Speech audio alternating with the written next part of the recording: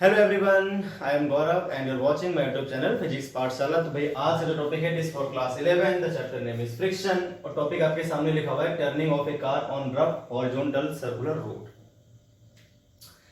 अब आप एक बात ध्यान से सुने और समझें। जब भी कोई बॉडी सर्कुलर पाथ पे घूमती है तो उस पे एक फोर्स काम करता है, सेंट्रीफ्यूगल फोर्स, जो उस बॉडी पर रेडियस के लॉन्ग सेंटर से दूर की तरफ लगता है, बाहर की ओर लगता है। मैं आपको यहाँ पे फिगर बना के समझाता हूँ। मान लीजिए आपके पास कोई बॉडी है इस तरह से और रेडियस आर के पाथ पे घूमती है इसी प्लेन में। जो प्लेन है आपका सर्कल का वो इसी में है, व्हाइट बोर्ड में है। तो इस पे एक बाहर की तरफ फोर्स काम करता है, इसको बोलते हैं सेंट्रीफ्यूगल फोर्स। सेंट्रीफ्यूगल फोर्स,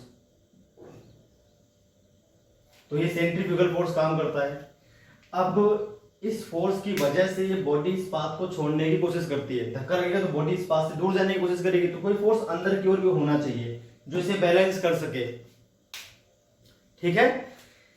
तो कोई ना कोई फोर्स होगा जो इसको बैलेंस करेगा। या फिर आप ऐसे भी समझ सकते हो, जब भी कोई बॉडी सर्कुलर पाथ पे घूमती है तो जो घुमाने के लिए एक फोर्स चाहिए होता है जो रेडियस के लॉन्ग सेंटर की तरफ काम करता है, जिसको बोलते हैं सेंट्रीपिटल फोर्स। अब कोई ना कोई फोर्स ऐसा होगा जो रेडियस के लॉन्ग सेंटर की तरफ काम कर रहा होगा, वही आपका सेंट्रीपिटल फोर्स बन जाएगा और उसी की वजह से बॉडी घूमेगी। तो चाहे तो आप इस तरह से समझ ले, चाहे इस तरह से, कि जब भी कोई बॉडी सर्कुलर ट्रैक पर घूमती है तो एक रिक्वायर्ड फोर्स है जिसको बोलते हैं सेंट्रीपिटल फोर्स। उसकी प्रॉपर्टी है कि वो रेडियस के लॉन्ग सेंटर की तरफ काम करता है। अगर ये फोर्स ना होता तो बॉडी घूम नहीं सकती सर्कुलर पाथ पे, कंफर्म बात है। जब ये अपने पास जब घूमता है, कार जब आपकी ट्रैक पर घूमती है तो उसे कौन सा ऐसा फोर्स है जो सेंट्रीपिटल फोर्स प्रोवाइड कराता है, या फिर इस तरह से बोल सकते हो कौन सा ऐसा फोर्स है जो सेंट्रीफ्यूगल फोर्स को कैंसिल कर देता है ताकि बॉडी रोड पे टिकी रहे, ठीक है। तो आपको यहां पर बात करनी है पहली बात स्लाइडिंग फ्रिक्शन की। मैं यहां पर रोलिंग फ्रिक्शन की बात नहीं कर रहा हूं। इस पूरे टॉपिक में जो बात होगी किस फ्रिक्शन की होगी? In this topic we will discuss about, है ना, स्लाइडिंग फ्रिक्शन। किसकी बात करेंगे भाई हम? स्लाइडिंग फ्रिक्शन की बात करेंगे, ठीक, नॉट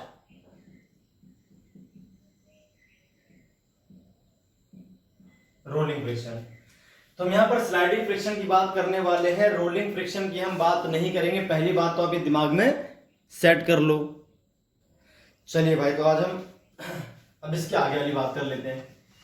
तो जब भी हम फ्रिक्शन की बात करेंगे तो आपको समझ लेना है स्लाइडिंग फ्रिक्शन की बात हो रही है भाई, काइनेटिक और स्टैटिक और जो भी है आपके पास फ्रिक्शन, है ना। अब आप ये देखो, ये ट्रैक पहले कैसा बना हुआ, ये आप समझो ट्रैक है कैसा एक्चुअल में। ये ट्रैक जो है आपका वो कुछ इस तरह से है।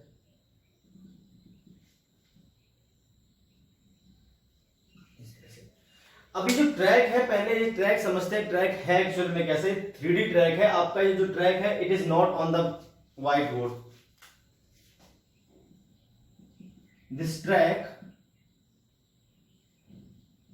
Is not in the plane of white board.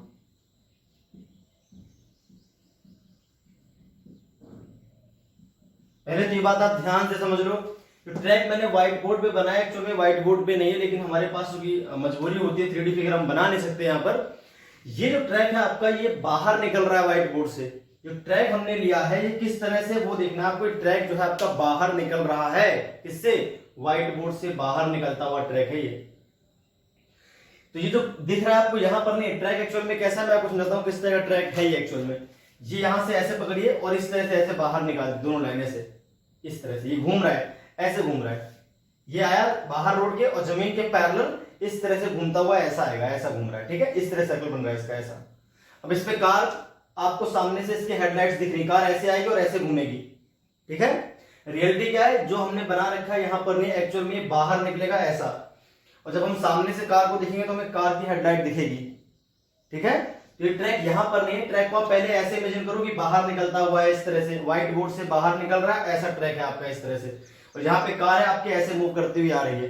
अब जो कार के जो टायर्स हैं, है ना, जब कार इस तरह से घूमेगी ऐसे, देखिए यहाँ पे रोड ऐसी है ना, मैंने कहा ऐसी रोड है इस तरह से। यहाँ पर इसको भूल जाइए, रोड नहीं है, रोड आपकी इस तरह से मैं बता रहा हूँ। ऐसी रोड है आपके पास इस तरह से। अब जब कार ऐसे घूमते हुए आएगी तो इसे घुमाने के लिए अंदर की तरफ एक फोर्स चाहिए सेंटर की तरफ, जिसे हम क्या बोलेंगे भाई, उसे हम बोलेंगे सेंट्रीपिटल फोर्स। ठीक है, वो कहां से आएगा, वो आएगा टायर और रोड के बीच के फ्रिक्शन से। अब फ्रिक्शन क्यों काम करेगा वो समझो। जैसे ही ये कार घूमने की कोशिश करेगी इस पे धक्का लगेगा बाहर की ओर, जैसे ऐसी रोड है, ये कार है, जैसे ही घूमेगी तो रेडियस ये सेंटर आगे मान लीजिए, ऐसा पाथ है ना ये इस तरह से सर्कुलर पाथ, यहां कहीं सेंटर मान लिया आपने। अब सेंटर के अलोंग, सॉरी सेंटर से बाहर की ओर रेडियस के अलोंग सेंटर से कार को मिला देंगे, इस तरफ एक फोर्स काम करेगा जिसको बोलेंगे सेंट्रीफ्यूगल फोर्स। क्या बोलेंगे भाई इसको, सेंट्रीफ्यूगल फोर्स। अब सेंट्रीफ्यूगल फोर्स की वजह से क्या होगा, गाड़ी पर लगता है धक्का रोड से बाहर की ओर, और गाड़ी को रोड से बाहर जाने से रोकता है कौन, गाड़ी को रोड से बाहर जाने से रोकता है टायर और रोड के बीच का स्लाइडिंग फ्रिक्शन।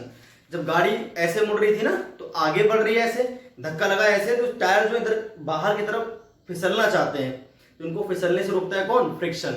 अगर गाड़ी फ्रिक्शन कम हो जाए, गाड़ी बहुत तेज घूमना चाहे तो फ्रिक्शन कम पड़ जाएगा भाई। फ्रिक्शन जो यहां का फ्रिक्शन है वो सेंट्रीफ्यूगल फोर्स से अगर कम हो गया तो गाड़ी रोड को छोड़कर बाहर भाग जाती है। जब भी हम बहुत तेज मोड़ते हैं, तेज मोड़ने से क्या होता है, जब भी सेंट्रीफ्यूगल फोर्स की वैल्यू होती है mv²/r, जहां पर v स्पीड होती है, m उस बॉडी का मास और r रेडियस जिसपे वो घूम रही है, जिस पाथ पे घूम रही है उसकी रेडियस। तो mv²/r हो गया आपके पास सेंट्रीफ्यूगल फोर्स। अब उस फोर्स से कम है अगर फ्रिक्शन तो इस बॉडी को रोक नहीं पाएगा, कार आपकी रोड छोड़ के बाहर चली जाएगी, स्किड कर जाएगी, इसको बोलते हैं स्किडिंग, बाहर चली जाएगी। ठीक है, यही आज हम पढ़ेंगे कार को हम कितनी मैक्सिमम स्पीड से सेफली टर्न कर सकते हैं। भाई कार की मैक्सिमम स्पीड क्या है जिससे कार आसानी से मुड़ सके इसमें, ठीक है, बिना कोई डैमेज हुए, कार सड़क को छोड़े भी नहीं और मुड़ जाए, उसके लिए मैक्सिमम पॉसिबल स्पीड क्या है, फ्रिक्शन कितना काम करता है, किस डायरेक्शन में काम करता है, कौन सा काम करता है, सारी बातें हम यहाँ समझ लेते हैं। तो मैं आपको लिख रहा हूं, आप ध्यान से उनको पहले समझें। पहले तो समझ गए जो ट्रैक है वो यहाँ पर नहीं है, ट्रैक आपका इस तरह से बाहर निकलता हुआ है। अब उसका 3D फिगर में यहाँ नहीं बना सकता, इसलिए मैंने ऐसे बना रखा है फिगर। तो आपको सामने से इसका व्यू देखें तो मैं दोनों हेडलाइट दिख रही है, कार आपकी बाहर आ रही है, ऐसे कार कैसी आ रही है, बाहर आ रही है, ध्यान रखना आपको, कार ये बाहर निकलती हुई आ रही है। क्लियर बात, तो इसको नोट करके इसको उठा देता हूं मैं, आप देखिए कैसा है। थोड़ा इमेजिन करना पड़ेगा कि 3D फिगर को आपको इमेजिन ही करना पड़ेगा, 2D में कभी 3D में दिखा नहीं सकता सही तरीके से। जो मैंने आपको बताया है उसको आप ध्यान में रखो। जो रोड है आपकी ऐसे बाहर की तरफ निकल रही है, चलिए आप देखते हैं। As car moves on circular road, hence a force is exerted on it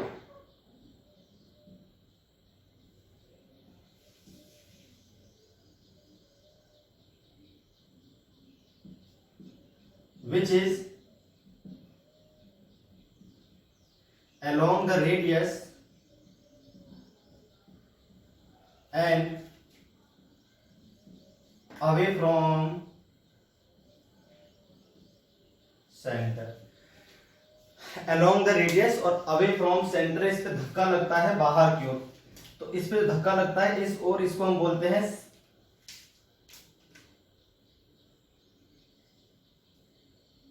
called centrifugal force,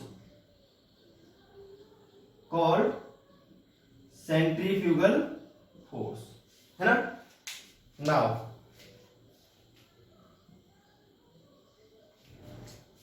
friction between, कौन सा फ्रिक्शन, आपको कौन सा फ्रिक्शन यहां पे काम करेगा, लिमिटिंग फ्रिक्शन या स्टैटिक फ्रिक्शन, है ना। स्लाइडिंग फ्रिक्शन की बात कर लेते हैं ना, यहां पर है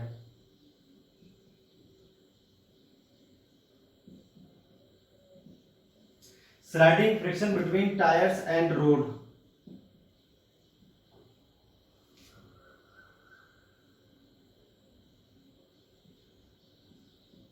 comes into play which balances centrifugal force। ठीक है, ये सेंट्रीफ्यूगल फोर्स को बैलेंस करता है और प्रोवाइड्स सेंट्रीपिटल फोर्स रिक्वायर्ड, जो सेंट्रीपिटल फोर्स रिक्वायर्ड है उसको प्रोवाइड कराता है। आप ऐसे भी समझ सकते हो या फिर ये कह सकते हो सेंट्रीफ्यूगल फोर्स का अपोज करता है, बात वही है। ठीक है, बात एक ही होती है। सेंट्रीफ्यूगल फोर्स बना ले तो फ्रिक्शन ये जो उसे घुमा रहा है, सेंट्रीपिटल फोर्स जो देगा वो फ्रिक्शन ही देगा, या फिर इसको जो बैलेंस करेगा वो फ्रिक्शन होगा, बात एक ही है। ठीक है, इसमें दो ही फोर्स है, सेंट्रीपिटल फोर्स कोई फोर्स नहीं है, वो तो कोई भी फोर्स सेंट्रीपिटल फोर्स हो सकता है जो रेडियस अलोंग सेंटर की तरफ काम करे। तो यहां पर रेडियस अलोंग सेंटर की तरफ जो फोर्स काम करेगा वो आपका फ्रिक्शन होगा, तो वही आपका सेंट्रीपिटल फोर्स, वही बैलेंस कर रहा है सेंट्रीफ्यूगल फोर्स को। ठीक है, वही बैलेंस कर रहा है सेंट्रीफ्यूगल फोर्स। और स्लाइडिंग है, कौन सा है भाई, ध्यान रखें, स्लाइडिंग है, रोलिंग नहीं है, ये भी आपको ध्यान रखना है। तो ये बात आप नोट कर लें, इसके बाद हम करते हैं इसका डेरिवेशन। ठीक है भाई, इतना नोट कर लिया आपने, बहुत अच्छी बात है, हमको समझ में आ गया। जो स्लाइडिंग फ्रिक्शन है वही फिसलने से रोकेगा बाहर की ओर। जैसे ही इस पे फोर्स काम करता है सेंट्रीफ्यूगल, ये बाहर की ओर जाने की कोशिश करता है, जिससे टायर इधर फिसलने की कोशिश करते हैं। टायर पे जो फ्रिक्शन काम करेगा वो अंदर की ओर करेगा, क्योंकि जो बॉडी पे धक्का लगा बाहर की ओर, टायर इधर फिसलने की कोशिश करेंगे तो फ्रिक्शन काम करेगा अंदर की ओर। तो फ्रिक्शन फोर्स किस तरफ है दोनों टायर्स पे, अंदर की ओर। ये कौन सा फोर्स है, फ्रिक्शन। कौन सा फोर्स हो गया भाई, ये आपका हो गया फ्रिक्शन फोर्स। और ये वाला कौन सा फोर्स है आपके पास, ये है आपके पास सेंट्रीफ्यूगल फोर्स। ठीक है, सेंट्रीफ्यूगल फोर्स हो गया, एफसीएफ लिख दिया। ये किसके बराबर होता है, m v square by r के। मान लीजिए किसी इंस्टेंट जो कार है उसकी स्पीड वी है और जिस रेडियस पे कार घूम रही है ना, ये मान लीजिए सेंटर है और ये रेडियस आर हो गई। जिस पाथ पे घूम रही है उस पाथ की रेडियस क्या है भाई, उस पाथ की रेडियस है आपकी स्मॉल आर। तो उस केस में जो सेंट्रीफ्यूगल फोर्स काम करेगा वो तो हो जाएगा m v square by r. अब इतना ही आपको कम से कम चाहिए फ्रिक्शन। अगर फ्रिक्शन इससे ज्यादा होगा तो अच्छी बात है, कोई दिक्कत नहीं है, फ्रिक्शन इसके बराबर लग जाएगा।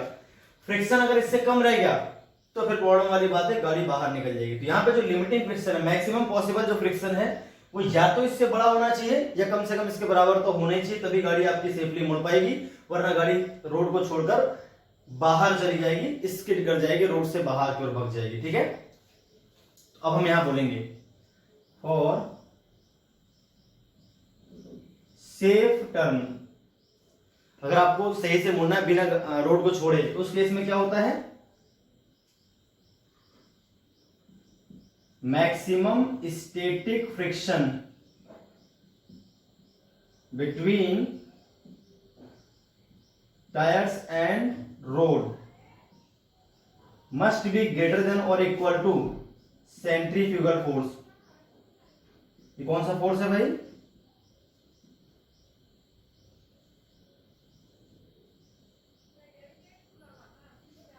Centrifugal force. या फिर ऐसे भी समझ सकते हो, जो रिक्वायर्ड सेंट्रीपिटल फोर्स है, जितना हमको इसको मोड़ने के लिए सेंट्रीपिटल फोर्स चाहिए, कम से कम उतना तो होना ही चाहिए फ्रिक्शन, तभी वो उसको मोड़ पाएगा, वरना सेफली मुड़ेगी ही नहीं गाड़ी।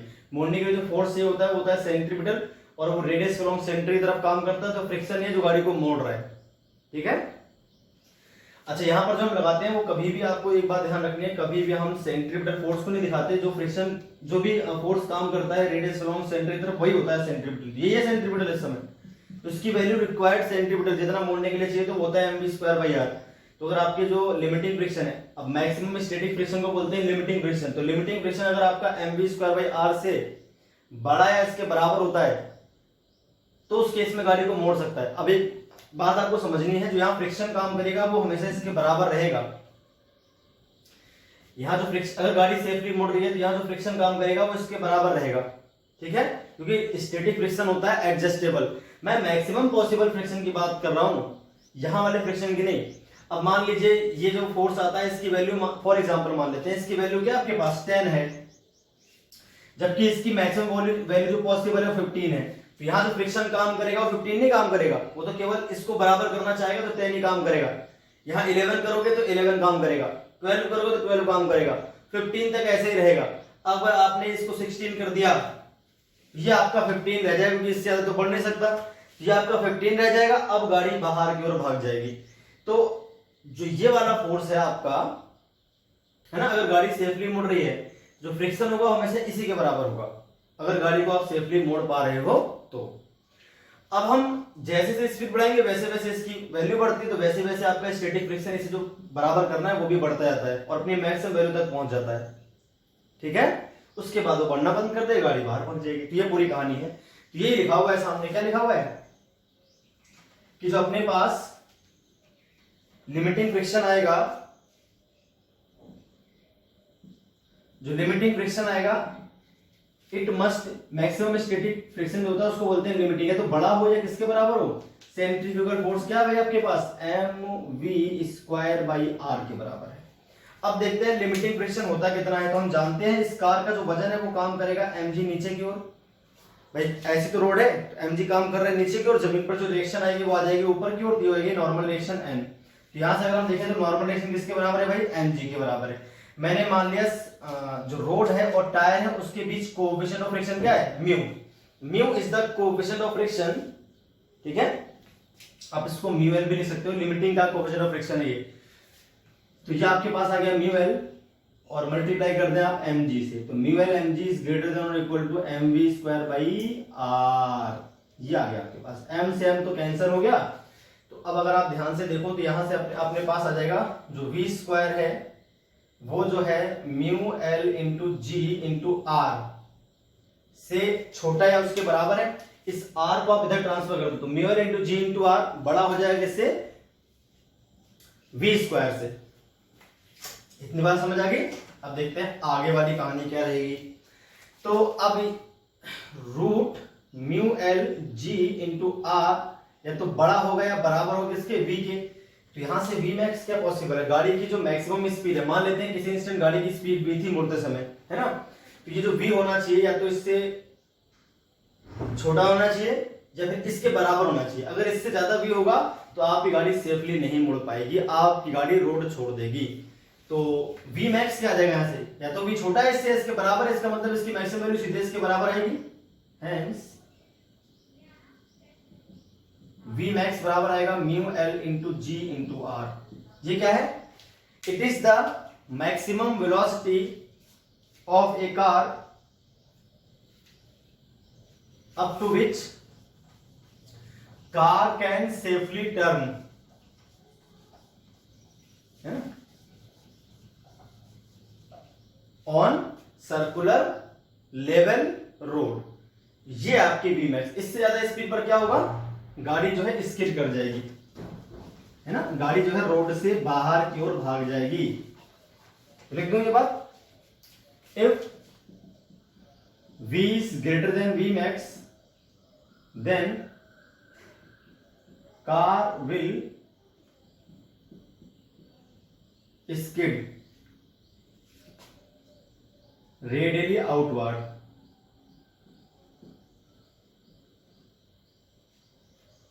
बाहर की तरफ, रेडियस करो बाहर की तरफ भाग जाएगी, रोड छोड़ देगी, है ना। तो आपको ध्यान रखना है इससे ज्यादा स्पीड आपको नहीं करनी।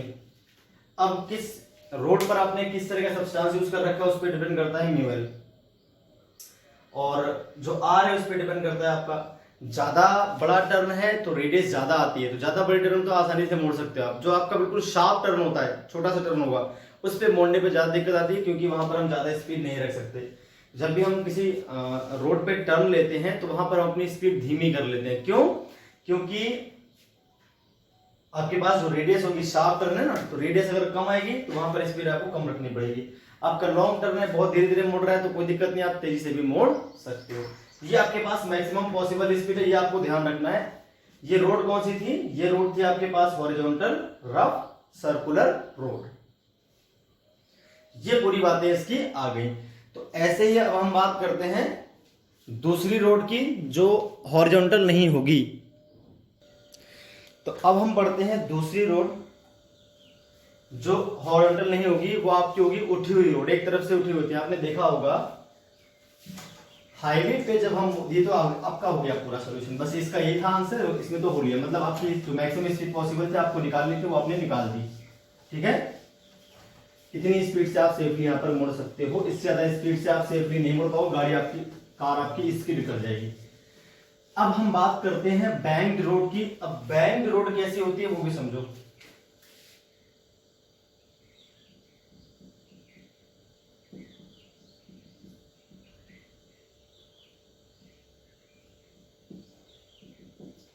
बैंकिंग ऑफ रोड क्या होती है वो भी आपको समझना है। देखिए हाईवे पर क्या होता है, गाड़ियां बहुत तेज चलती हैं तो वहां पर जो रोड होती है, आपने ध्यान से देखा होगा भी तो आपको पता होगा, हाईवेज पर, नेशनल हाईवे वगैरह की बात कर रहा हूं मैं, तो वहां पर क्या होती है, रोड इस तरह से होती है। जैसे जमीन नॉर्मल तो ऐसी होती है पैरेलल, इस तरह से मुड़ रही है जमीन पैरेलल। अब इस वाले हिस्से को उठा दें ऊपर की तरफ और ऐसे कर दें रोड को इस तरह से और ऐसे मुड़े, ठीक है, हल्का सा उठा हुआ होता है बाहरी हिस्सा रोड का। जब भी हम टर्न लेते हैं, जैसे ऐसे घूम रहे हैं तो ये वाला ऐसे उठा देंगे और ऐसे घूम रहे हैं तो ये वाला ऐसे उठा देंगे, तो रोड को ऐसे कर देते हैं। एक हिस्सा जमीन से ऊपर उठा देते हैं रोड का और एक दबा देते हैं जमीन पर। जहां जहां टर्न आते हैं वहां वहां हम क्या करते हैं, रोड को जो आउटर हिस्सा है उसको उठा देते हैं ऊपर की ओर। इसको बोलते हैं बैंकिंग ऑफ रोड। क्या बोलते हैं भाई इसको? Banking of road. अब इससे क्या फायदा मिलता है वो आपको समझना है। तो यहां पर भी आपके पास क्या है, एक रोड है इस तरह से, सर्कुलर ट्रैक है आपके पास, बस इस बार जमीन पैरेलल नहीं है। अभी ट्रैक पिछली बार कैसा था, देखो वो 3D फिगर ही है, तो आपका ये ट्रैक ऐसे बाहर निकल रहा है ऐसा, है ना, दोनों हिस्से बिल्कुल जमीन के पैरेलल थे और ऐसे घूम रहा था, ये ऐसे घूम रही थी रोड। अब इस वाले हिस्से को ऐसे उठा दो और फिर रोड घूमेगी भी साथ साथ में। समझ में कह रहा हूं मैं? इस तरह से आगे से रोड देखने पर ऐसी लगेगी और फिर ये ऐसे घूम रही होगी बाहर की ओर, है ना, ये दोनों हिस्से इस तरह से ऐसे घूमेंगे। ये पिछली बार ये ऐसे घूम रही थी रोड, इस बार ऐसे उठा के फिर इस तरह से घूम रही है। समझ आ गई बात? तो इस बार रोड को हम बनाएंगे यहां पर इस तरह से। ये है रोड जो मैंने ब्लू पेन से बना रखी है, जमीन थी जो पैरेलल थी इसके, है ना, थीटा एंगल से मैंने इसका एक हिस्सा ऊपर उठा दिया, इसको बोलते हैं जिस एंगल से उठाए, एंगल ऑफ बैंकिंग, है ना। ये ऐसा गाड़ी आपकी इस जगह पर है इस बार ऐसी,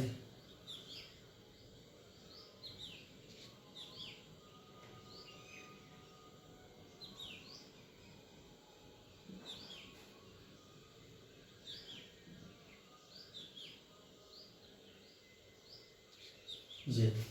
अभी गाड़ी बाहर की ओर निकल रही है, देखिए रोड समझ गए आप कैसी है, रोड आपकी इस तरह से होके और ऐसी बाहर आएगी, ऐसे सर्कुलर, ये वाला हिस्सा ऊपर रहेगा, ऐसी रहेगी रोड इस तरह से, है ना, वो गाड़ी आपके सामने से चलती हुई आएगी इस तरह से। तो ये आपकी इसको बोलते हैं कर्व्ड रोड या फिर सॉरी बैंक रोड बोलते हैं, BANKEG। तो बैंकिंग ऑफ रोड का मतलब है रोड के एक हिस्से को ऊपर उठा देने से फायदा क्या मिलता है वो आपको समझना है। अब देखिए क्या है पूरी कहानी।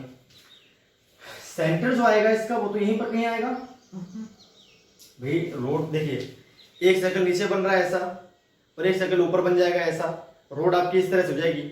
ये वाला हिस्सा भी घूम रहा है आगे की ओर ऐसे करके, ये वाला हिस्सा भी घूम रहा है आगे की ओर ऐसे करके, तो सेंटर तो आपका यहीं कहीं बीच में आएगा।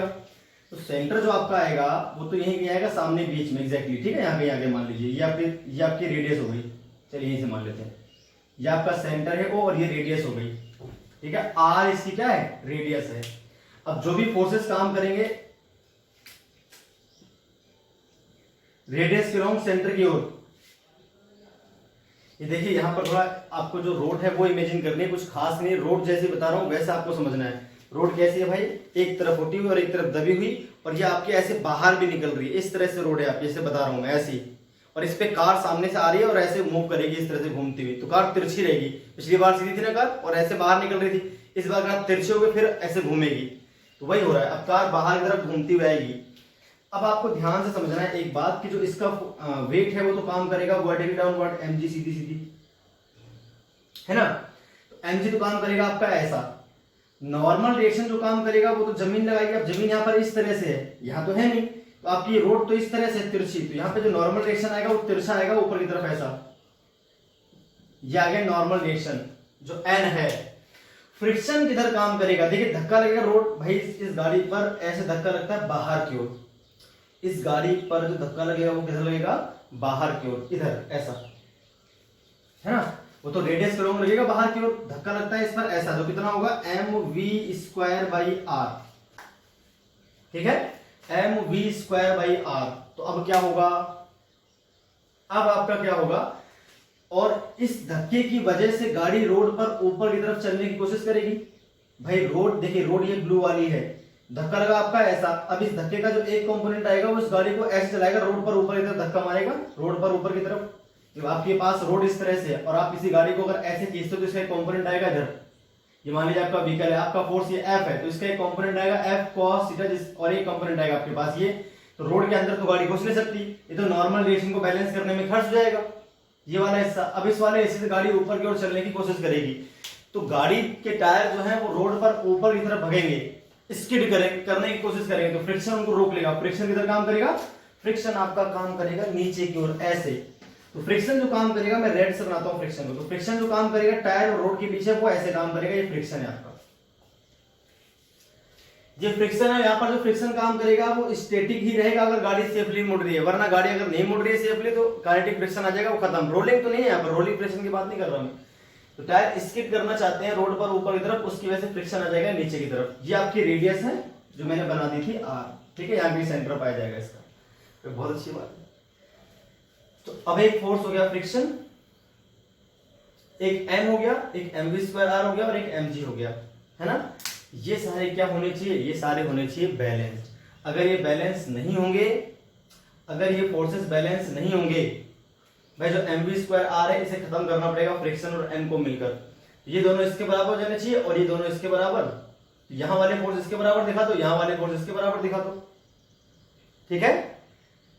तो गाड़ी आपकी सड़क को छोड़ेगी नहीं, चलिएगी सीधी बात, ना नीचे आएगी ना ऊपर जाएगी, ना इधर जाएगी ना इधर जाएगी, समझ के बात।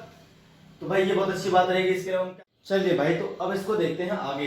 इतने फोर्स हो गए, एक तो हो गया आपके पास ये सेंट्रीफ्यूगल फोर्स जो कि mv²r के बराबर है, फ्रिक्शन काम करेगा, मालूम है आपको नीचे की ओर, नॉर्मल डायरेक्शन काम करेगी आपकी ऊपर की ओर, mg काम करेगा वर्टिकली डाउनवर्ड नीचे की ओर। ये सरफेस से 90 बनाते हुए नॉर्मल डायरेक्शन ऊपर की ओर काम करेगी n। अब अगर हम बात करते हैं मैक्सिमम पॉसिबल स्पीड किसकी, मैक्सिमम स्पीड फॉर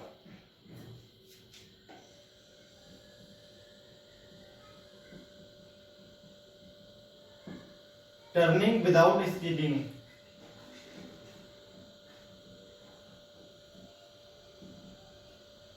अब हम निकालने वाले हैं मैक्सिमम स्पीड जो विदाउट स्किड आप टर्न कर सको, कितनी स्पीड आपके पास होगी पॉसिबल मैक्सिमम, ठीक है। अब आपको एक बात ध्यान रखनी है, जब हम बात करें किसकी, देखिए यहां पर पहले मैं आपको ट्रायंगल से बना के दिखाता हूं पहले पूरी चीज। ये आपकी हो गई रोड, इस एंगल, इस फिगर को देख रहा हूं मैं, केवल इतनी फिगर को, इसको अलग से बनाता हूं बाहर। यहां पर जो कार थी, कार को आप मान लो कार हो गई आपके पास, ठीक है, ये जो बना दी मैंने सर्कल से कार हो गया, टायर हो गया, ऐसे मान लो आप दिमाग। तो इसका जो वेट काम कर रहा है वो नीचे कर रहा है mg, ठीक है, जो वेट काम कर रहा है, ज्यादा बड़ा कर दिया मैंने, थोड़ा छोटा कर लेते हैं।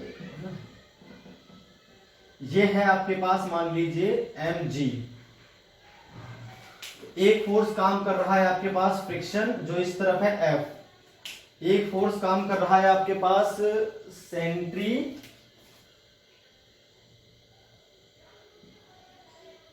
जो mv²r था, ये तो था, और एक नॉर्मल डायरेक्शन काम कर रही है आपकी इस तरह से ऊपर की तरफ n,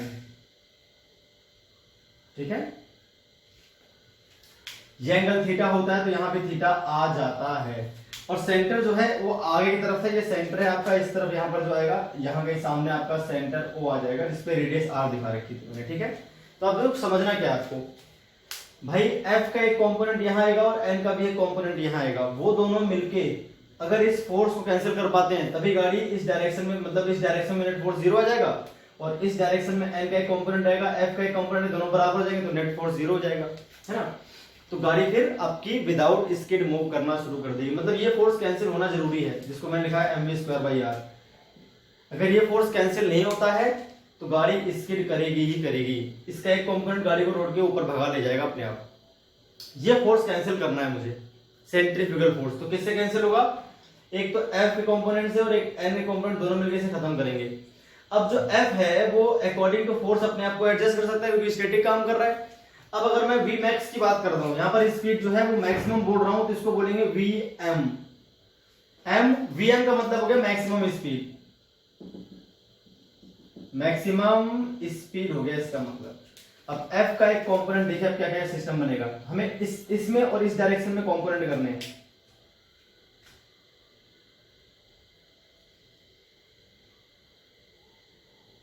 इस तरह से। अभी कंपोनेंट कैसे करूंगा मैं, ये तो हो गया आपके पास mg नीचे वाला था, ये है आपके पास mg, बहुत अच्छी बात है। एफ का एक कंपोनेंट आएगा इस डायरेक्शन में, देखिए ये एंगल थीटा, तो यहाँ छोड़ के यहाँ थीटा बन जाएगा इस जगह पे, ये हो जाएगा आपके पास एफ कॉस थीटा, और ये वाला कंपोनेंट हो जाएगा आपके पास एफ साइन थीटा।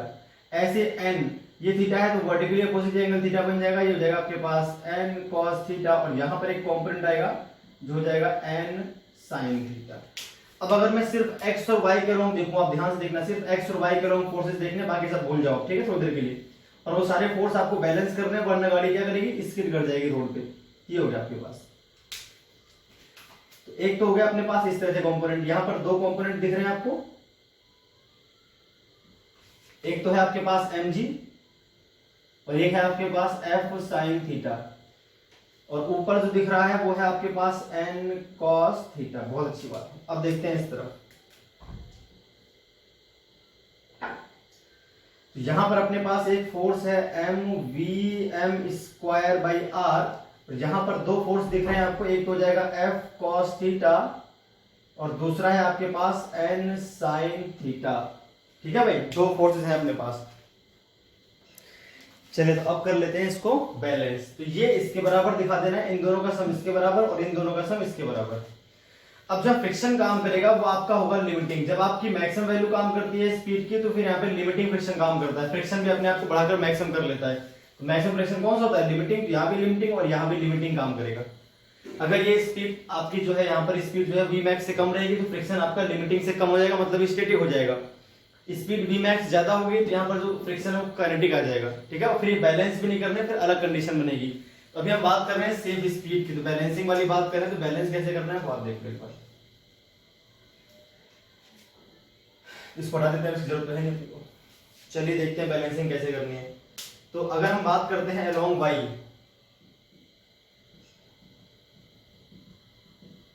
यहां से n cos थीटा किसके इक्वल है, mg plus fl sin theta के। तो यहां से अगर हम देखते हैं mg, तो आपके पास जो mg आ जाएगा इक्वल n cos थीटा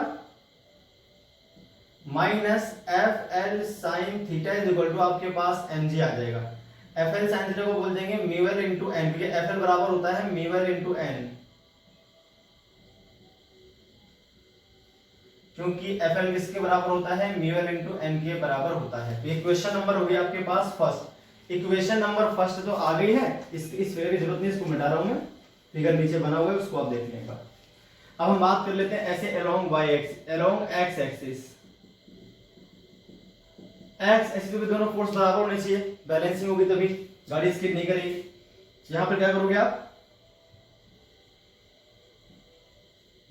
एक तरफ दिया फोर्स, बाकी दोनों का सम इधर दिखा दो। तो n sin theta plus fl cos theta, ये जाएगा आपके पास n sin theta plus mu l into n cos theta. इधर क्या आ जाएगा, m vm square by r, ये भी लिखा हुआ है। ठीक है, ये आ गया आपके पास n sin theta plus mu l into cos theta. Equation number कर ली मैंने सेकंड। अब हम कर लेंगे डिवाइड किसको, इक्वेशन सेकंड को फर्स्ट से, फिर आपका आंसर आ जाएगा जो मैक्सिमम पॉसिबल स्पीड है सेफली मोड़ने की। चलिए डिवाइड कर लेते हैं। डिवाइडिंग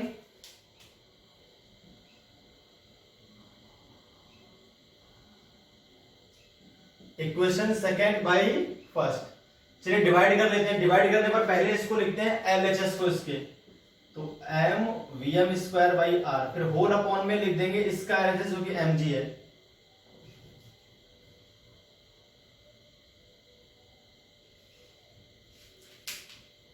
एक मिनट रुकिए,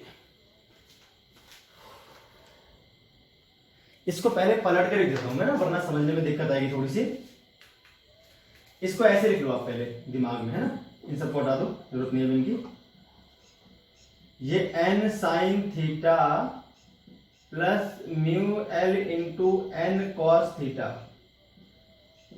is equal to m v m square by r. ये है आपकी इक्वेशन नंबर सेकंड। ऐसे करो आप, यहाँ एम जी लिखा हुआ है ना इस तरफ, तो इसमें इस तरफ लिख लो ताकि एम से एम कट जाए, वरना आप इसको इससे डिवाइड कर दो तो गड़बड़ हो जाएगा। इसको पहले उधर शिफ्ट कर दो, इसको उधर शिफ्ट करो, फर्क कोई नहीं पड़ता, बस एलएचएस को मैंने आरएचएस बना दिया, आरएचएस को मैंने एलएचएस बना दिया। इस तरह से करके अब डिवाइड कर लेते हैं, ठीक है। इसको हटा दो यहाँ से। पहले देखते हैं ये चीज, तो n sine theta plus mu l n cos theta है ना, अपॉन में क्या आ जाएगा, n cos theta minus mu l n sine theta, m v m square by r और होल अपॉन में आ जाएगा आपके पास एम जी। इस तरह से क्लियर होगी बात। अब इसको हटा देता हूं। तो इसमें मैंने क्या किया, एलएचएस को एलएचएस से डिवाइड कर दिया, आरएचएस को मैंने कर दिया आरएचएस से डिवाइड, तो एम से एम तो हो गया कैंसल। अब यहां से आप क्या करो, एन कॉस थीटा कॉमन लो दोनों में से, डिवाइड में भी एन कॉस थीटा कॉमन ले लो, इन दोनों में से एन कॉस थीटा कॉमन लूंगा, तो इसमें तो भैया एन था पर कॉस तो था नहीं, तो कॉस का डिवाइड आएगा तो टेन थीटा बन जाएगा। जैसे मैंने कॉमन जो लिया इसमें भी डिवाइड करेंगे और इसमें भी डिवाइड करेंगे, तो यहाँ अगर हम करते हैं एन कॉस थीटा तो एन से एन कट जाएगा, साइन अपॉन कॉस बन जाएगा टेन, प्लस म्यू एल आ जाएगा, एन से एन और कॉस थीटा तो कॉमन ले लिया मैंने। अब यहाँ देखिए क्या बचेगा, सीधे वन माइनस म्यू एल और अपॉन में एन कॉस थीटा करूंगा तो बच जाएगा टेन थीटा। इधर क्या बच जाएगा, v m square r g, n cos theta से एन कॉस थीटा कैंसिल हो गया। यहां से आपके पास जो वी एम का फॉर्मूला आ जाएगा वो आ जाएगा रूट आर इंटू जी, यहां आ जाएगा mu L plus tan theta upon में one minus mu L tan theta. ये मैक्सिमम पॉसिबल स्पीड है जिससे कार आपकी सेफली मुड़ सकती है। जहां पर म्यू एल क्या है, coefficient of limiting friction between tyre and road, theta क्या है, एंगल ऑफ जो इंक्लाइंड है प्लेन का वो एंगल है आपके पास थीटा, ठीक है। ये पूरी कहानी थी इसमें, ये टेन थीटा आपके पास ये आ जाएगा। अब इसको हटा देता हूं मैं यहां से, जरूरत तो है नहीं इसकी। अब इसमें एक स्पेशल केस और देख लीजिए, ये तो आगे मैक्सिमम स्पीड का फॉर्मूला जब आपका फ्रिक्शन काम कर रहा है, ठीक है। अब इसको देता हूं मैं हटा। अब एक स्पेशल कंडीशन देखिए इसमें क्या आएगी,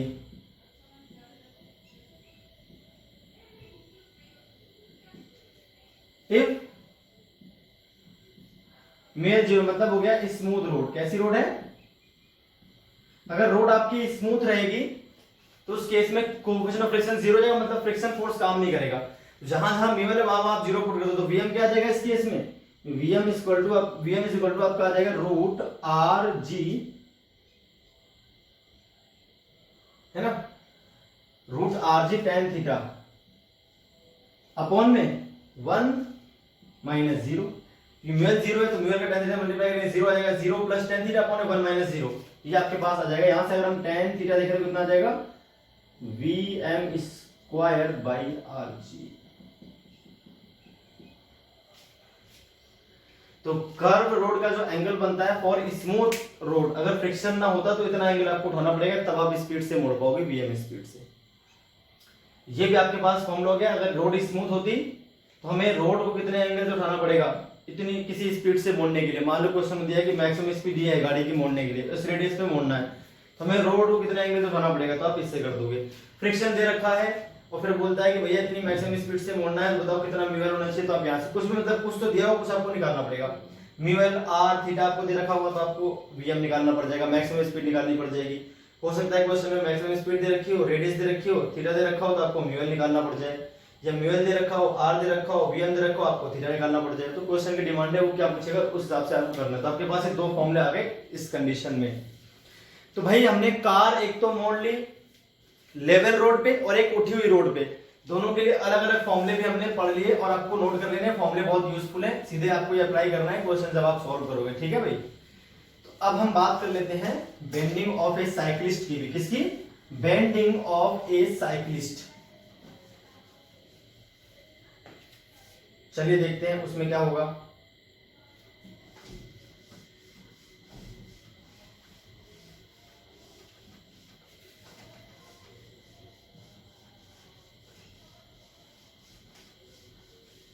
अच्छा वो स्मूथ रोड के लिए करना है, वो इसके लिए नहीं करना, ठीक है, वो अलग कहानी है, उसमें फ्रिक्शन से कोई मतलब नहीं है, हालांकि उसको फ्रिक्शन में पढ़ा रहा हूं।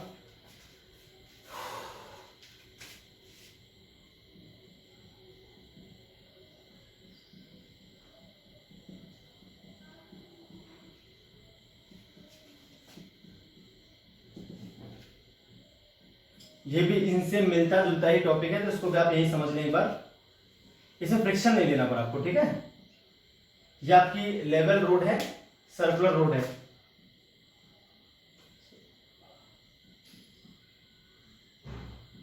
रोड सर्कुलर भी है, ये भी आपको ध्यान रखना है। जो आपकी साइकिल है वो कुछ इस तरह से है।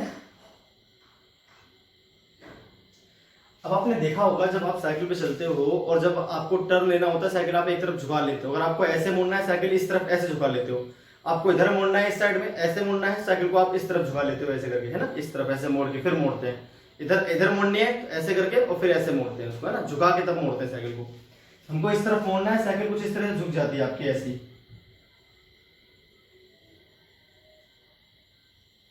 ठीक है। तो साइकिल के आगे वाले टायर को मैंने दिखा रखा है, ये इस तरह से आपकी साइकिल है, ये मान लीजिए दिमाग में,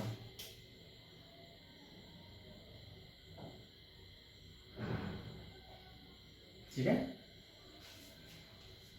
अब जो नॉर्मल डायरेक्शन काम करती है वो तिरछी काम करती है भाई, सरफेस पे 90 मान लीजिए साइकिल आपकी इस तरह से तिरछी, तो नॉर्मल डायरेक्शन पे तिरछी आएगी, इस पे ऐसी।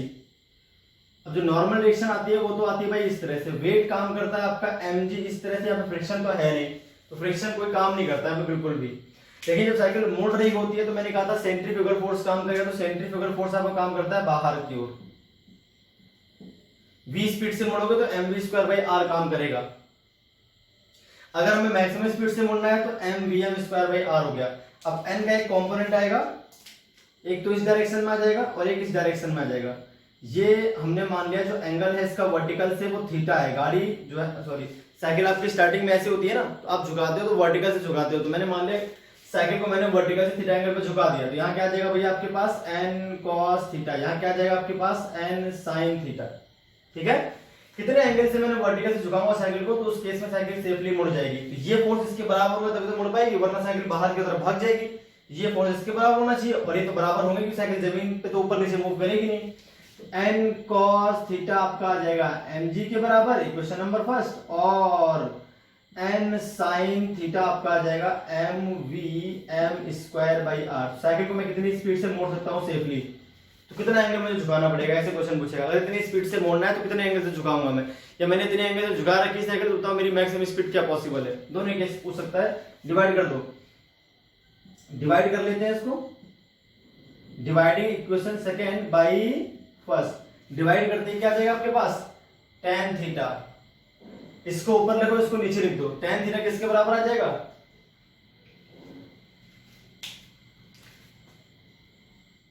अब आपका जो tan थीटा है ये आ जाएगा, इधर लिख देंगे m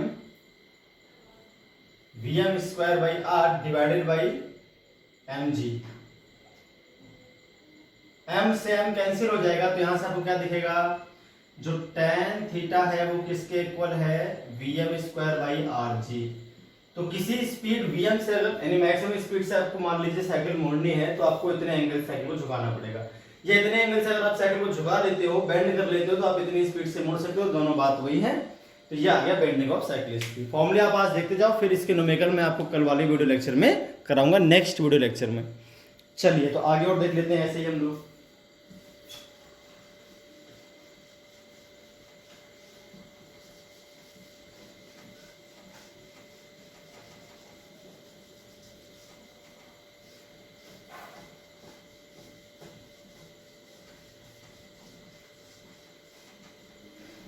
अब हम बात कर लेते हैं किसकी,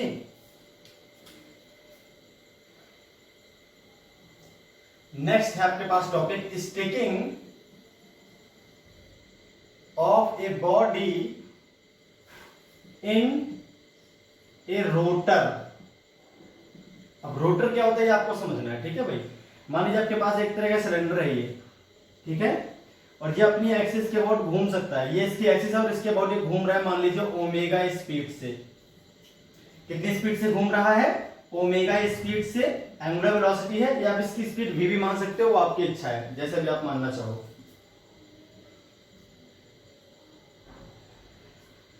तो अपनी एक्सिस के अबाउट एंगुलर स्पीड ओमेगा से घूम रहा है। ओमेगा क्या है? Angular speed. रोटेट कर रहा है एक्सिस के अबाउट। जैसे मान लीजिए ये पेन है तो इस तरह से घूम रहा है, ऐसे रोटेशन कर रहा है ऐसे करके, ठीक है, अपनी जगह पर ही, अपनी एक्सिस के अबाउट ऐसे से घूमेगा इस तरह से, ठीक है, ऐसे ऐसे। अब ये घूमेगा तो क्या होगा, देखिए इस तरह से घूम रहा है। अब यहां पर आपने एक बॉडी इस पे लगा रखी है, इस जगह पर ऐसी, ठीक है, एक बॉडी है जिसका मास m है, उसको आपने यहाँ पे टच करवा रखा है। अब ये बॉडी जो है वो गिरेगी नहीं। क्यों नहीं गिरेगी, आपको यही समझना है, क्योंकि ये भी घूमेगी एक सर्कुलर पाथ पे। भाई अगर आपके पास मान लीजिए सिलेंडर है और इसके अंदर कोई इसके सरफेस पे एक बॉडी चिपका दूं, जब ये सिलेंडर घूमेगा ऐसे करके तो बॉडी भी तो घूमेगी साथ साथ, किस पाथ पे? सर्कुलर पाथ पे। जो मास m है ये आपका सर्कुलर पाथ पे घूमना शुरू करेगा सेम एंगुलर स्पीड से। कितनी स्पीड से? सेम एंगुलर स्पीड से। मान लेते हैं इस रोटर की जो रेडियस है वो है r। क्या है? r इसकी होगी रेडियस, स्मॉल r से मान सकते हो, कैपिटल R से आपकी मर्जी है। अब इसका जो वजन काम करेगा वो काम करेगा mg नीचे की ओर। क्लियर होगी बात? अब इसको मिटा रहा हूं, ठीक है, इस पाथ को। पाथ समझ गए ना, किस पाथ पे घूमेगी? ये घूमेगी भाई सर्कुलर पाथ पे। क्लियर होगी बात? बहुत अच्छी बात है। अब देखते हैं आगे वाली बात। सर्कुलर पाथ पे घूमेगी, चलिए बहुत अच्छी बात है। अब देखते हैं क्या होगा। इस पे जब कोई बॉडी सर्कुलर पाथ पे घूमती है तो बॉडी इस तरह से घूम रही है। अब जब ये सर्कुलर पाथ पे घूमेगी तो एक सेंट्रीफ्यूगल फोर्स बाहर काम करेगा, ऐसे करके बाहर की ओर जो फोर्स काम करेगा वो क्या हो जाएगा? m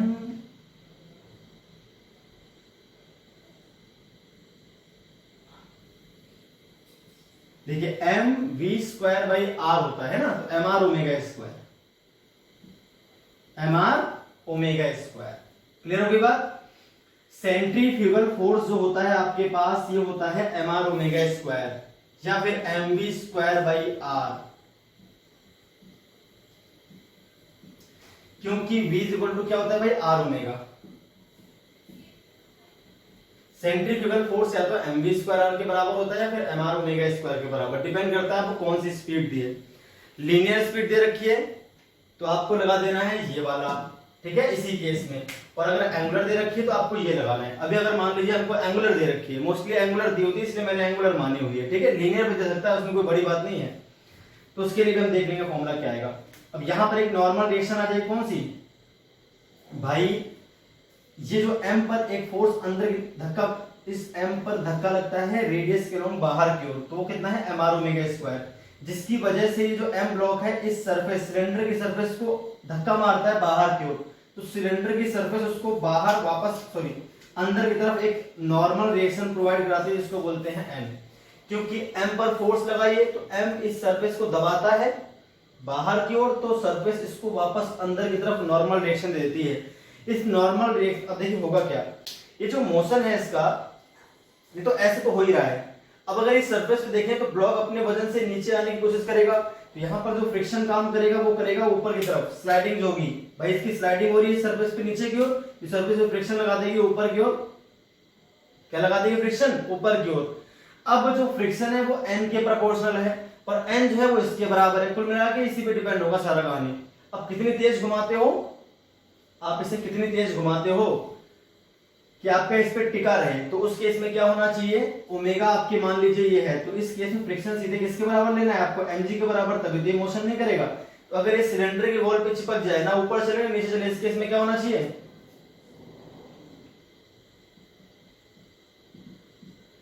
जो आपका लिमिटिंग फ्रिक्शन होना चाहिए वो या तो बड़ा होना चाहिए या बराबर होना चाहिए mg के, वरना ये मोशन करना स्टार्ट कर देगा, है ना। तो लिमिटिंग फ्रिक्शन किसके बराबर होता है? म्यूएल इंटू एन के बराबर होता है। तो बड़ा होना चाहिए या बराबर होना चाहिए mg के। एन किसके बराबर आ रहा है यहाँ से? एन आपका आ रहा है mr ओमेगा स्क्वायर के बराबर। इक्वेशन नंबर फर्स्ट कर लेते हैं, ठीक है इसको। तो म्यूएल, एन की वैल्यू पुट कर दो आप। एन क्या है? mr ओमेगा स्क्वायर बड़ा है या बराबर है mg के। m से m तो आपने कर दिया कैंसिल। जब आपने m से m कैंसिल कर ही दिया है तो आगे देखते हैं क्या फॉर्मूला बचता है अपने पास। तो हमें निकालनी है भाई कितनी कम से कम स्पीड से हम मोड़े। तो ओमेगा यहां पर आ जाएगा आपका बराबर या फिर बड़ा किससे, जी अपॉन में mu l into sorry r g upon में म्यू एल, एक मिनट रुकिए, mu l into m r omega square किसके बराबर है, एम जी के। तो रुकिए यहां पर गलत लिख दिया मैंने, जी आर नहीं, आर नीचे आ जाएगा है ना, g by R into mu L, इस तरह से आ जाएगा आपके पास, और रूट भी इस पे लग जाएगा। तो जो एंगुलर वेलोसिटी है इस रोटर की कम या तो इस चीज से बड़ी होनी चाहिए जो भी लिखा हुआ है इस तरफ, या इससे बराबर होनी चाहिए। तो उस केस में क्या आंसर आएगा आप देख लेते हैं।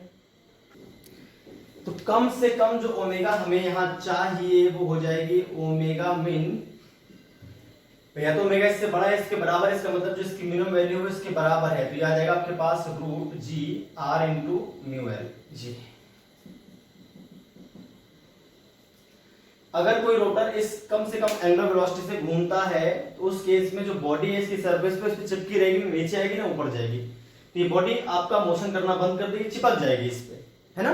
अगर ये घूम ना रहा होता तो नीचे भगाती है अपने आप, घूमना शुरू कर देगा तो बॉडी नीचे नहीं आएगी क्योंकि फ्रिक्शन काम करना शुरू कर देगा। अभी देखिए फ्रिक्शन क्यों नहीं था, अगर ये घूमती नहीं तो इस पर बाहर की तरफ फोर्स काम नहीं करता, तो यहाँ पर कोई नॉर्मल रिएक्शन नहीं आती, इसका वजन तो नीचे ऐसे काम कर रहा है, तो इस पे कोई ऐसा फोर्स नहीं था जो इसको जो जिससे ये सिलेंडर की सरफेस धक्का मारती बाहर की तरफ, तो सिलेंडर की सरफेस भी नॉर्मल रिएक्शन क्या लगाता, जीरो लगाता। देखिए ऐसे, जैसे मैंने आपको बताया था, मान लीजिए आपके पास ये क्या है, ये डस्टर है, अगर इसको मैं छोड़ दूंगा सीधे नीचे आ रहा है, और इसको अगर मैं दबा दूंगा ऐसे करके तो अभी नीचे नहीं आ रहा है। क्यों, क्योंकि जब मैंने इसको दबाया तो इसने इसको दबाया अंदर की ओर, और इसने इस पे एक नॉर्मल रिएक्शन थी बाहर की ओर, वो नॉर्मल रिएक्शन मल्टीप्लाई कर दो म्यू से, फ्रिक्शन काम करता है ऊपर की ओर जो इसके वजन को बैलेंस कर देता है। नॉर्मली अगर मैं इसको दबाऊंगा नहीं तो ये इस पे कोई फोर्स लगाता नहीं है, ये भी इस पे कोई नॉर्मल रिएक्शन देती नहीं है, तो फ्रिक्शन जीरो आता है, तो बॉडी अपने वजन से नीचे आना शुरू कर देती है। तो यहां पर जो दबा रहा है फोर्स वो कौन सा है, एम आर ओमेगा स्क्वायर। अब ऐसे मैं दबा रहा हूं, अगर मैं घुमाऊंगा तो अपने आप एक फोर्स काम करेगा इधर एम आर ओमेगा स्क्वायर, वो इसको जिसकी वजह से ये मास एम जो है सिलेंडर को दबाना शुरू कर देगा, सिलेंडर इस पे नॉर्मल रिएक्शन लगा देगा। तो भाई ये भी आ गया अपने पास, बहुत अच्छी बात है। ये सारे फॉर्मूले आप याद कर लें, इन पे न्यूमेरिकल छोटे मोटे आएंगे, आपको सीधे फॉर्मूले बेस कर लेने क्वेश्चन फटाफट, ठीक है। तो कितनी एंगुलर स्पीड से घूमना चाहिए वो आपको मालूम चल गया। अब हम ऐसे ही बात कर लेते हैं, अब हम बात कर लेते हैं motion of insect on rough bowl की। तो motion of insect on rough bowl में क्या होगा, आपके पास एक बाउल होगा, ठीक है, इस तरह से हेमिस्फेरिकल बाउल है आपके पास, मान लीजिए, जिसकी रेडियस दे रखी है आपको आर, क्या दे रखी है, रेडियस दे रखी है कैपिटल आर। अब होता क्या, आपने देखा होगा कीड़ा चढ़ता है और एक फिक्स पोजीशन के बाद उसके ऊपर नहीं चढ़ पाता, वापस नीचे फिसल जाता है, ऐसा क्यों होता है वो आपको समझना है। देखिए होता क्या है, जैसे मान लीजिए आपने कोई एक पॉइंट लिया इस जगह पर, जैसे मान लीजिए कोई इंसेक्ट है आपका, वो यहाँ पर कहीं है इस जगह पर, तो इसका वजन काम करता है mg नीचे की ओर, है ना। इस पर रेडियस के अलोंग एक आती है नॉर्मल डायरेक्शन, देखिए क्योंकि आपके पास जो सरफेस है वो कर्व है, सर्कुलर है ना, ये दिख रही है जो आपको कर्व दिख रहा है, तो रेडियस के अलोंग जो फोर्स काम करेगा नॉर्मल डायरेक्शन हो जाएगा n, क्योंकि इससे 90 बनाता हुआ काम करेगा वो, अच्छी बात है। इस n को अगर हम देखें तो n जो है आपके किसके बराबर है पता है आपको, n जो है आपकी वो mg cos थीटा के बराबर है, अगर यहाँ पर हम एंगल थीटा मान लेते हैं तो, है ना। और यहाँ पर देखें तो अपने पास एक कंपोनेंट आएगा जो n sin थीटा आएगा।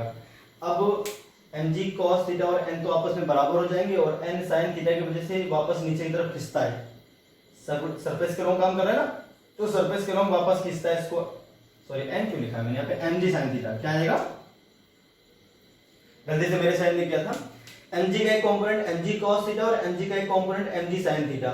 mg cos थीटा तो नॉर्मल डायरेक्शन प्रोवाइड कराता है, और mg sin थीटा इसको वापस खींचता है। यहाँ पर एक फ्रिक्शन काम करता है, कौन काम करता है भाई, फ्रिक्शन F। आपको पहले पूरी बात समझनी है, ये फ्रिक्शन अगर mg sin थीटा के बराबर होगा तो इस बॉडी को नीचे आने से रोक देगा, है ना, नीचे फिसलता है तो वापस फ्रिक्शन इसको रोक लेता है इंसेक्ट को।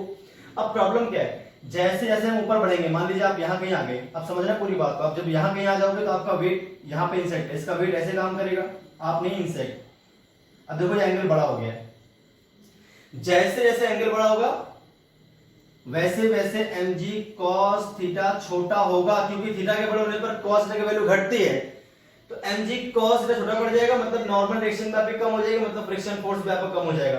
अब sin थीटा एंगल बढ़ेगा तो sin थीटा की वैल्यू बढ़ेगी, तो sin थीटा आपका बड़ा होना शुरू हो जाएगा, है ना, क्योंकि एंगल बढ़ रहा है। यहाँ पर छोटा एंगल था, यहाँ पर बड़ा एंगल है, बड़ा एंगल होगा तो इसकी वैल्यू बढ़ेगी और इसकी घटेगी, इसकी वैल्यू घटेगी तो नॉर्मल डायरेक्शन घटेगा, नॉर्मल डायरेक्शन घटेगा तो फ्रिक्शन भी घटेगा। एक कंडीशन ऐसे है कि फ्रिक्शन जो है आपका वो mg sin थीटा से कम रह जाएगा। जैसे जैसे आप ऊपर बढ़ोगे वैसे वैसे फ्रिक्शन की वैल्यू कम होती जाएगी, क्योंकि वहां पे जो नॉर्मल डायरेक्शन है वो कम हो रही है। क्यों? क्योंकि mg cos थीटा आपका कम हो रहा है। तो एक फिक्स हाइट होगी जहां तक ये चढ़ पाएगा, इसके बाद ये नहीं चढ़ पाएगा, इसके बाद ये वापस नीचे की तरफ फिसल जाएगा। तो वही आपको निकालनी है मैक्सिमम हाइट। क्या निकालनी है आपको? Maximum height. ये तो मैंने समझाया था क्या सिस्टम बन रहा है इसका, क्यों ये नीचे आना शुरू कर देगा एक फिक्स हाइट के बाद। तो मैक्सिमम हम निकालेंगे क्या? Maximum height reached by insect. कितनी मैक्सिमम हाइट पर इंसेक्ट आपका चढ़ जाएगा? ये रहा आपके पास, ठीक है। ये आपके पास बाउल हो गया, इस तरह से बाउल मान लिया मैंने। यहां पर इसकी रेडियस जो है वो r है। आप मान लीजिए यहां पर कहीं आपके पास इंसेक्ट है और इसके ऊपर ये नहीं जा पा रहा, तो क्या हो रहा होगा? इसका वजन तो काम कर रहा होगा नीचे की तरफ, ठीक है। इसका एक कंपोनेंट हम लेंगे रेडियस के अलोंग, जो कि यहां पर अगर एंगल थीटा माना है मैंने, जैसे यहां पर एंगल थीटा माना है तो यहां पर भी थीटा आएगा, तो ये आपका आ जाएगा mg cos थीटा। यहां पर जो कंपोनेंट आ जाएगा वो आ जाएगा mg sin थीटा। यहां पर एक नॉर्मल डायरेक्शन आपके पास आ जाएगी n, है ना, 90 बनाते हुए सरफेस से, और ऊपर जो फोर्स काम करेगा वो आपका हो जाएगा फ्रिक्शन। अब अगर ये इसके ऊपर नहीं जा पा रहा, मतलब मैक्सिमम फ्रिक्शन काम कर रहा है रोकने वाला, जिसको हम बोलते हैं लिमिटिंग फ्रिक्शन, तो उस केस में लिमिटिंग फ्रिक्शन काम करेगा, ठीक है। तो कितनी हाइट चढ़ गया ये वो हाइट है जहां पे चढ़ सकता है, h मैक्स, इसको हम बोल देंगे h मैक्स, ठीक है भाई। ये आपके पास h मैक्स, इस h मैक्स को मुझे निकालना है। मैक्सिमम हाइट वाले केस में आपका लिमिटिंग फ्रिक्शन काम करेगा, आपको ये बात ध्यान रखनी है। तो इस केस में क्या कर देंगे भाई, हम एक तो कर देंगे n इज इक्वल टू क्या, mg cos theta, question number 5, दोनों बराबर है, एक कर देंगे fl is equal to mg sin theta. fl किसके बराबर होता है? m1 into n किसके बराबर आ जाएगा? mg sin theta. Equation number second हो जाएगी। फर्स्ट और सेकंड को डिवाइड कर लेते हैं, तो यहां पर आपके पास जाएगा m1 into n अपॉन में n इज इक्वल टू आ जाएगा आपके पास mg sin theta divided by mg cos theta. n से n कट जाएगा तो यहां से म्यू किसके बराबर आ जाएगा भाई? tan थीटा के। अब आप ध्यान से देखो tan थीटा किसके बराबर आएगा? tan थीटा जो है आपका वो किसके बराबर आएगा? तो अगर आप देखते हो ये पूरी r थी ना, अगर हम यहां देखें इस जगह ये r रहेगी, ये भी पूरी क्या रहेगी भाई? ये भी पूरी आपके पास r रहेगी। अब ये कितनी बच जाएगी? ये r माइनस एच मैक्स हो जाएगा, जो मैंने दिखाई है लेंथ। अब इस ट्रायंगल में देखें अगर हम, तो इस ट्रायंगल में अगर हम ध्यान से देखते हैं तो हमें क्या दिखेगा भाई? tan थीटा की वैल्यू क्या है वो निकाल लेते हैं, ठीक है भाई। इसे क्वेश्चन नंबर जो भी आपके पास थर्ड कर लेते हैं, ठीक, काम आएगा अपने यहां से। अब इसमें tan नहीं निकालेंगे, हम इसमें निकालते हैं। देखिए हमें ये तो पता है नहीं, एक तो हमको रेडियस पता है r, तो क्वेश्चन में गिवन होगा, और हमें h मैक्स निकालना है। तो हम क्या करेंगे, यहां पर हम लेंगे cos थीटा। क्या लेंगे भाई? cos theta. ये o, इस पॉइंट का नाम P मान लेते हैं, इस पॉइंट का नाम मान लेते हैं M। तो ट्रायंगल जो है आपके पास OPM, इस ट्रायंगल में अगर आप ध्यान से देखो, ये है r के बराबर, ये है r माइनस एच मैक्स के बराबर, और यहां जो एंगल बन रहा है आपका थीटा बन रहा है।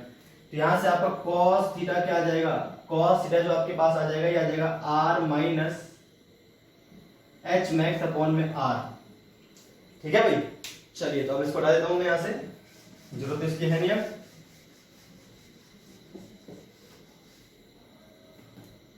ठीक है। अब अगर हम ध्यान से देखें यहां पर, तो यहां से r माइनस एच मैक्स हो जाएगा आपके पास r cos थीटा मल्टीप्लाई कर लेंगे इज इक्वल टू